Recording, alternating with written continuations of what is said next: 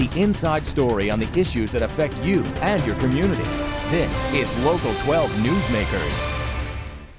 On Friday, December 3rd, a ceremonial ribbon was cut on the Jimmy Heath House on Odeon Street in Over the Rhine, marking a turning point in local efforts to address homelessness. The house will provide housing for 25 chronically homeless individuals, under the assumption that the best way to break the cycle of constantly going between the streets, shelters, jail cells, and emergency rooms is to provide dignified and secure housing. Good morning and welcome to Local 12 Newsmakers. How to effectively address the issues of the chronically homeless, those people who live for years on the streets, has long challenged those who care as well as city officials. Permanent supportive housing is an approach that has been used effectively in other cities and arrived in Cincinnati with the opening of the Jimmy Heath House in Over the Rhine 10 days ago. To discuss this new venture, I am joined by Mary Burke Rivers, the Executive Director of Over the Rhine Housing, Community Housing. Just a few days ago, the Greater Cincinnati Homeless Coalition named Mary the recipient of the Buddy Gray Lifetime Achievement Award. Mary, welcome to Newsmakers. Thank you, Dan. And congratulations on the award. Those of us who knew Buddy, he may have been controversial, but you knew that he was a force in this city, and to be put in the same sentence with him is an honor, so sure congratulations. Is. Thank you very much. Okay, let's start with talking about this permanent supportive housing. How is it different than what we've been doing in this city in the past, and we continue to do? What are the particular characteristics of this? Well, we do have permanent supportive housing in the city, and we've had that for a number of years. What's different about the Jimmy Heath House is it's permanent supportive housing based on the Housing First model, which means, like for all of our permanent supportive housing units, people who are alcoholic are required to get sober first, required to go into treatment first. It's a condition of moving in. The Housing First model is you don't have to get sober first to move in, because that was a barrier for so many people who are chronically homeless in our community. They could never access housing because they were never successful at getting sober. So this model says housing first, move them into housing, support them with robust case management, and through that process you can, it's called harm reduction also, that people will reduce their usage, their physical health will improve, their mental health will improve, and they'll get a medical home. Some people will get sober, some people may not, but it's more humane that people are living in housing, and it's actually a big savings to our broader community too, because as you mentioned, people aren't cycling through these very expensive systems. The emergency rooms, the jail cells, the court system, exactly. Those are all very expensive systems. That's right, that's right. How permanent is permanent supportive housing? It is permanent as any renter. Housing is permanent. People will sign a lease and they can live there as long as they comply with the lease. What people in the industry say about this housing model is you can stay as long as you need it. And the hope is if someone is doing really well, gets sober, gets income, and doesn't need that kind of case management anymore, that they would be encouraged to move on and make space for the next person. So as long as they need it. Well, when you say they sign a lease, what's involved with the lease? If somebody's been on the streets, they don't have many financial resources. What's involved in that lease? And they don't have to get sober first. Right. Right. What's involved? It's in some ways it's very traditional. Like other subsidized housing, the rents are subsidized. So at move-in, if they have zero income, their rent is zero. If their income goes up while they're living there, then their income or their rent would go up based on their income. But there are house rules that people have to live by. If you are paying rent, you have to pay it on time. Kind of traditional lease things. But the difference is that if there is a violation, you aren't kicked out again. I mean, the property managers would work with the case managers and the resident to develop a plan to address whatever the issue was. We were talking about sober before. What happens if a person has a drug problem? And can they move in? Can they stay in? What are the rules about that? The focus for Jimmy Heath House has been alcoholics. So in the screening process, we were really focused on people who are alcoholic. So if there's an indication that drugs are the primary problem, they weren't approved for the project. So it's really about alcoholism. There may be some drug use, but it won't be permitted at the site. People can drink in their apartment, just like any other renter can, but they aren't allowed to use illegal drugs. Okay. Now, even if the rental is flexible, the rules are there, but it doesn't prevent someone who's an alcoholic from drinking, are there still barriers for people to come in from off the streets? Are there people who simply don't want to come in off the street? What do you have to do to convince people to come into a place like the Jimmy Heath House? Well, it is a process of engagement. I think initially people don't believe that it's possible they could move into housing where they can still drink, because that's always been a barrier for them. So it's a process of saying, yeah, this is for real. I think the other primary challenge is not that maybe people don't want it, but life on the streets is so unpredictable, so that while somebody may be at the 6th Street Viaduct today, the case manager goes back tomorrow and they're not there, and the next day they're not there. So it's been hard to get people in on a regular basis to do the paperwork, their case manager to help them to get their birth certificate and things they need to get in. That's been the real challenge. Not that people don't want to, but just that life on the streets is unpredictable, and people aren't at the same place they were yesterday. So you've been working for some time to identify people and get them moved in. There's 25 spaces, is that what I understand? That's right. Are these private apartments? Yeah, they're individual apartments. 14 one-bedrooms, 11 efficiencies. Okay. And we've been working with Greater Cincinnati Behavioral Health Services and the Alcoholism Council. And it's their outreach workers who are the ones who are going out on the street engaging people. And it's people they've known for years, most of them. We started with a list actually for the Jimmy Heath House from the drop-in center and said, give us the list of the people who've had the most shelter nights there over the last 6 or 7 years. So some people it's like 1,500 nights. The average I think of the list is about 500. And it's not that they're there every night, but they would maybe have been there during these cold weather nights. They're just cycling in and out constantly. Well, I know when the Homeless to Homes report was completed, that report identified a number of women, I don't remember, was it 6, was it 8, who have been there literally for years. Yes. And would that be a target group? Or, well, I don't know if they're alcoholic or not. I don't know if that's an issue, but would they be a target group to get into this? It's really not those kind of the women that you were talking about who actually lived at the drop-in center. The target for Jimmy Heath is people who have cycled through the drop-in center, but who have been living on the streets. Like some of the women you're talking about live there. They didn't spend time under the bridges or in doorways, okay, or at least not recently. They were really in the drop, and they were living there. Yes. Okay. Probably should have asked you this early on. Who's Jimmy Heath? Right. Jimmy Heath was a good friend of ours. He actually came to the drop-in center, I guess, about 15 years ago now. Homeless, alcoholic. Some people called him one of the keep-alives. That's one of the terms that they use for people who come in who are so sick, and the goal is just simply to keep them alive. So Jimmy was one of those keep-alives. And while there, he met Buddy. Donald Whitehead was in his class there. Donald. So he found recovery at the drop-in center, rediscovered his love of photography. After leaving the drop-in center recovery program, he moved into our building, Recovery Hotel, and then another building that we own in the neighborhood. He became the editor of Street Vibes newspaper, was very active in the street newspaper world, locally, nationally, and worldwide, actually. He used his experience and his photography to educate others about the issues related to homelessness and how we can address it, and how people who are homeless are people who we can relate to. And so Jimmy passed away in December of 2007. And as a tribute to Jimmy, I think it was Andy Hutzel's idea that we named this building after him. And it's kind of ironic because Jimmy was a very private person who, like his sister said, led a public life, but he would be so embarrassed right now to know that that we named a building after him and it's on the awning of the building. Besides buying Street Vibes, Yes. and people can do that to continue to support, you can go on the web and Google search Jimmy Heath photographer, Jimmy Heath Cincinnati, and you will find some of his photographs, and some of them are really, there's images of Buddy. Yes. There's an image of the wonderful image of a woman in a window in Over the Rhine, an older woman who is just very determined. Yes. It's a classic, I guess, image. How long have you been in this area of working with people who are homeless?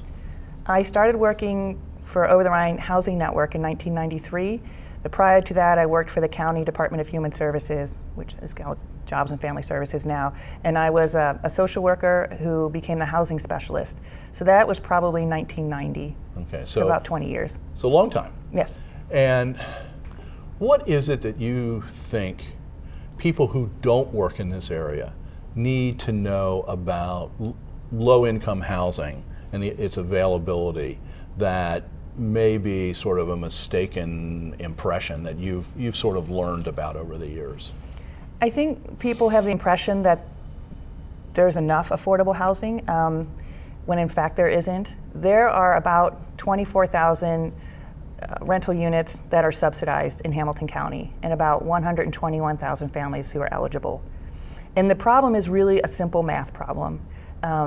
People don't earn enough to pay what the market provides in housing. So while the market rent for a one-bedroom is about $560, there's a lot of people who can't afford that, who can afford $300 or $250 plus utilities. So what do we do about that gap? That simple math problem. I think in the 70s, if you were making minimum wage, you could afford something on the market. Today, that's not possible.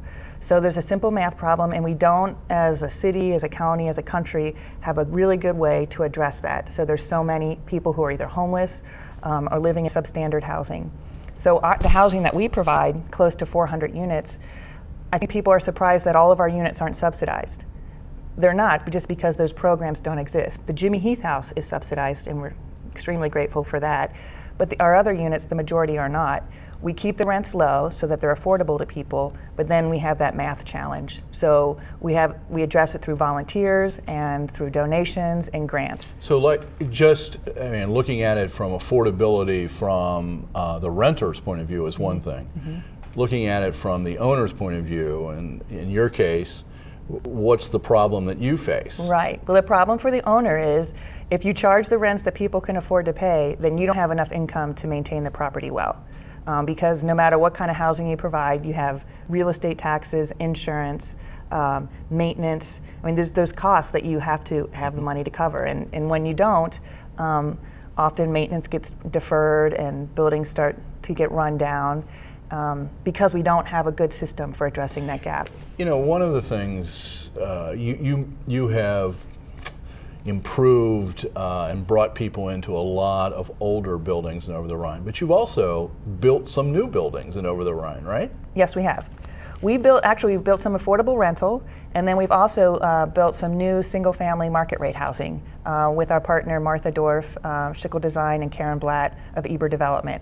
It's a project called City Home, and what we wanted to do there, we knew that there was an opportunity in the neighborhood for market development. So we wanted to participate in it and then demonstrate that you could do it the right way and you could do a mixed income development. So with City Home, it's 22 units.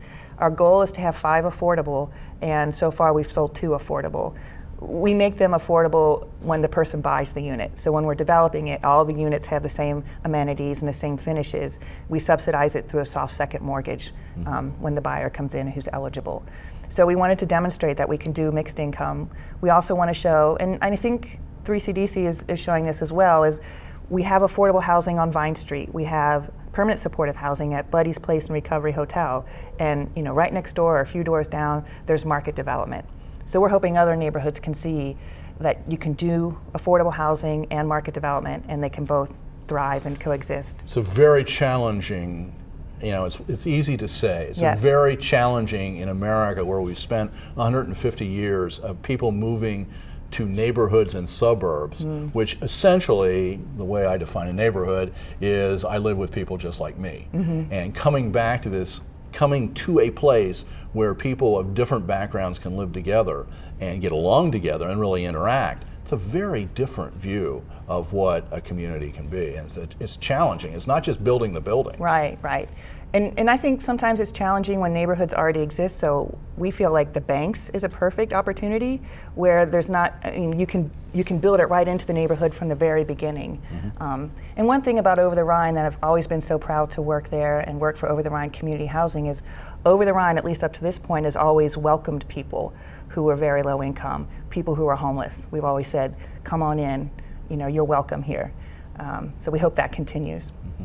Well, Over the Rhine has always have historically been that port of entry neighborhood. It's the place where people could get a start, could get that up their foot on the first rung of that ladder. With the Jimmy Heath House, do you still have needs? Is this open? Is it completed? Are there anything that people could do? Yes, thanks for asking. It is open. The first 3 residents moved in on Wednesday. 4 more residents are moving in today. Very, very exciting. Very moving experience. And we still need some linens, some sheets for single beds, towels, and shower curtains. Those are things that we still need. And if people go to our website, they can see how to donate. And your website is? www.otrch.org. Over the Rhine Community Housing. You can always just search it on any of the search engines too, and it comes up very quickly. Mary, thank you very much for being here this morning, but thank you essentially for the work you've been doing for 20 years, and we'll have you back because it's great that you're providing this sort of service. Thank you very much, Dan. Stay tuned after the break. A look at the Cincinnati Observatory, where American astronomy was born, and Cincinnatians can see more than they ever imagined.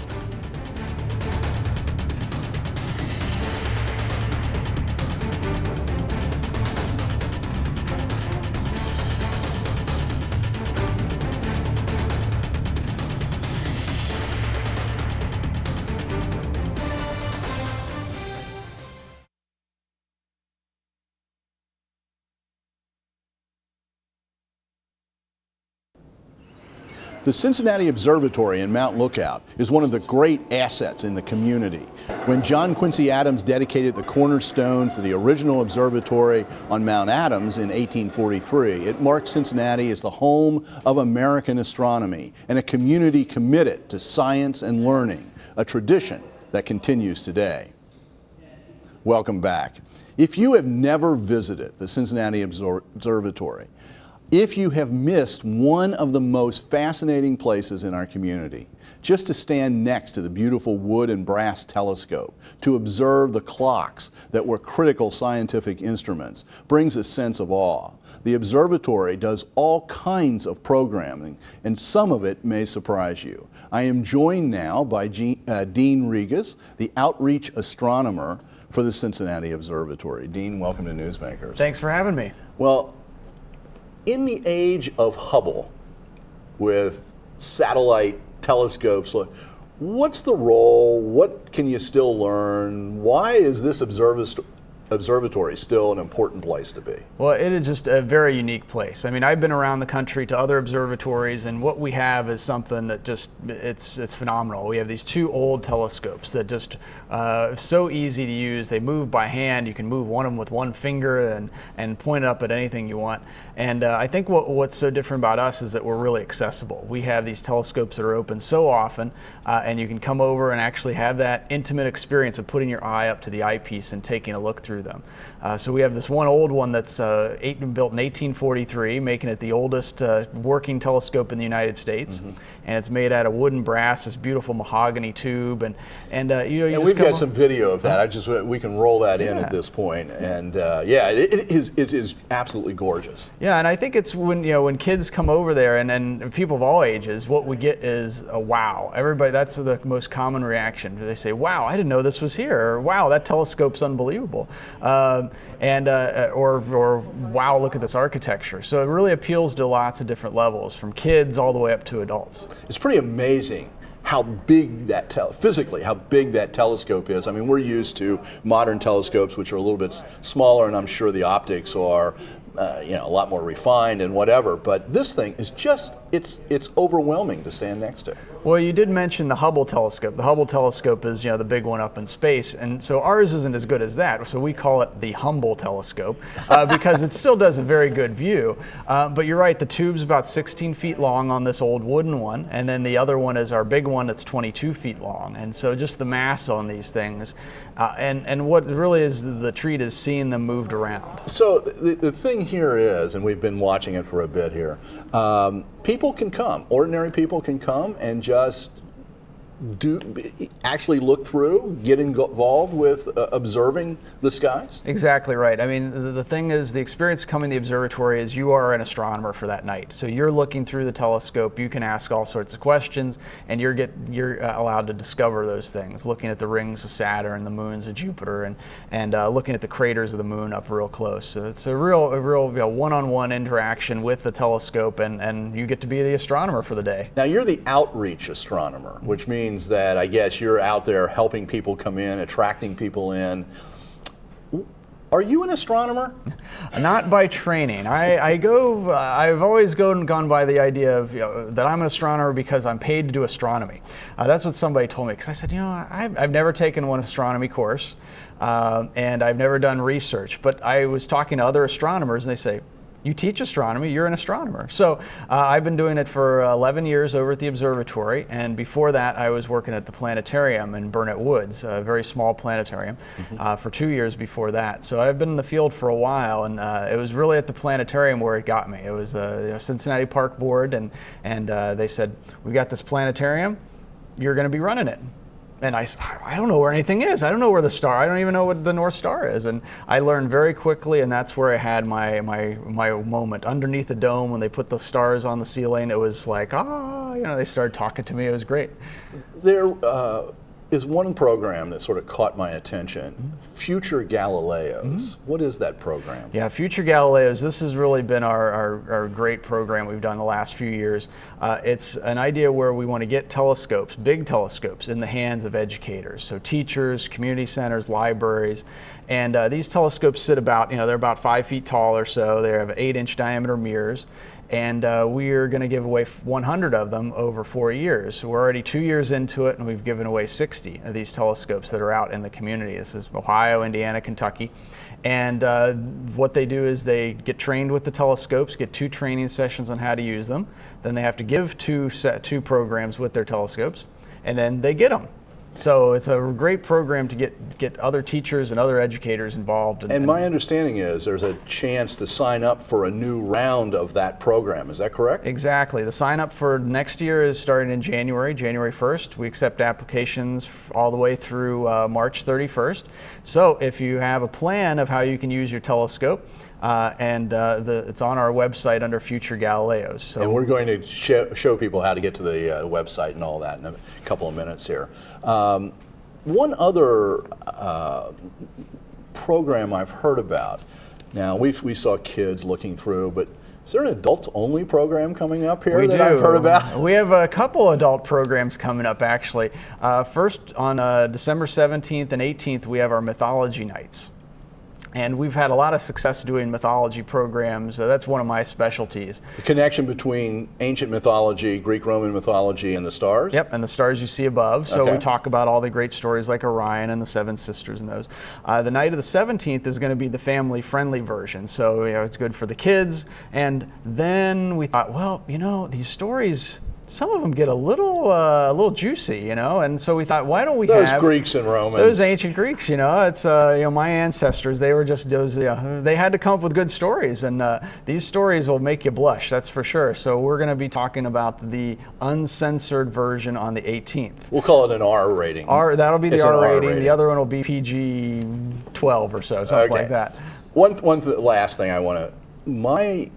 I've seen that you have been invited to fill in on the Stargazer program, which is a very old segment on PBS, several times, and you've been invited back to do it again? That's right, that's right. This is the program that you might have caught on PBS late at night where you're unaware, you're about to fall asleep, and then they have this guy standing on the rings of Saturn pointing up at the planets and all that. So the Stargazer, he unfortunately, his name is Jack Horkheimer. He passed away this summer, and they were looking to replace him. And so we made the call down there, and they gave me a tryout. So you can look for me on Channel 48 and 14 all through December and January. Yeah, and I was saying to you ahead of time, I kind of think there's something that's related to that call and Thane Maynard and all he has done through television over the years, and I hope that I have done as a historian. And Cincinnati produces these great people, not necessarily including myself, but who can take their love and get it onto TV and help other people. So I really hope that works out. That's I hope so too. I mean, I have a real passion for the subject, and the Stargazer program is just right up my alley. I mean, it's observational astronomy. It's getting people out and pointing up and finding things, and so it's a great opportunity. And hopefully, cross my fingers, it'll be a permanent gig, and that would be great. Yeah. Who knows where you go from there? Exactly. Stars are the limit. I'll be in the stars. There we go. If you want to learn more, check out the website at www.cincinnatiobservatory.org, or you can email Dean directly at dean@cincinnatiobservatory.org. Thank you for being with us this morning. My pleasure. Thanks for having me. Have a great next couple of weeks, and down there in Miami taping the show. Thank you for making Newsmakers a part of your Sunday morning. Join us again next week to meet the men and the women shaping our community for the future. Have a good week.